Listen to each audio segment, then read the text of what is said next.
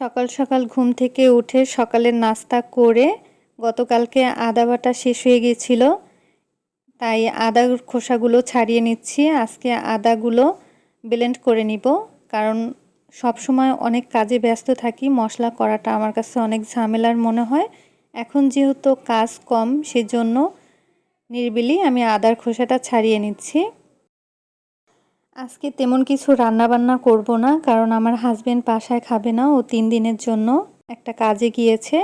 ও বাসায় থাকলে আমার রান্না করা লাগে, তবে আমি যেহেতু একা, সেজন্য আমার বোনকে আমি বলেছি আমার বাসায় এসে ও যেন থাকে।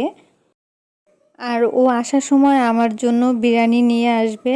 ও আজকে বিরিয়ানি রান্না করবে, সেজন্য আমি ভাবলাম ঠিক আছে, আমি তাহলে আজকে আর রান্না করব না, এই ফাঁকে মশলাটা করে নিচ্ছি।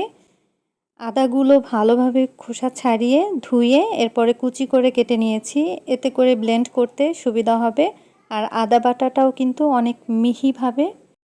শুকনা মরিচ এনেছিল, সেই শুকনা মরিচগুলো রোদে দিয়ে ভালোভাবে শুকিয়ে নিয়েছি। রোদে না দিলে শুকনা মরিচগুলো নষ্ট হয়ে যায়।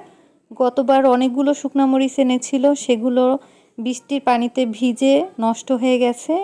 তাই এই মরিচগুলো শুকিয়ে নর্মাল ফ্রিজে রেখে দিব। নর্মাল ফ্রিজে মরিচ রাখলে অনেক দিন পর্যন্ত ভালো থাকে। আমার বোন আমার বাসায় এসেছে, আর ও সাথে করে 2 বাটি বিরিয়ানি রান্না করে নিয়ে এসেছে।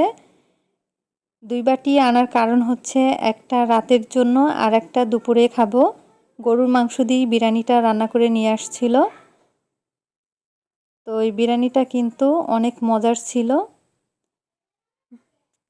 আমার এই ভিডিওগুলো আপনাদের কাছে ভালো লাগলে অবশ্যই লাইক, কমেন্ট আর শেয়ার করতে ভুলবেন না। সবাই ভালো থাকবেন। আজ এখানেই বিদায় নিচ্ছি। আল্লাহ হাফেজ।